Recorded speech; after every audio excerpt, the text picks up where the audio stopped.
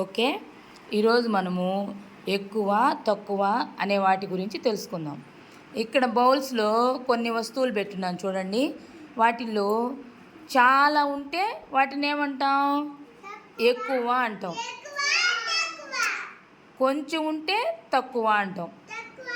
మమత, ఈ బౌల్స్లో ఎక్కువ తక్కువ ఉండే వాటిని చూపించమా.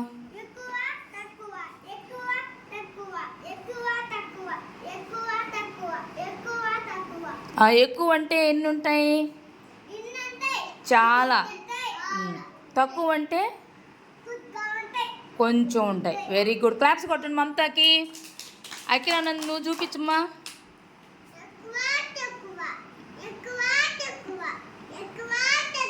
రైట్ హ్యాండ్ పెట్టు. ఎక్కువ అంటే ఎన్ని ఉంటాయి?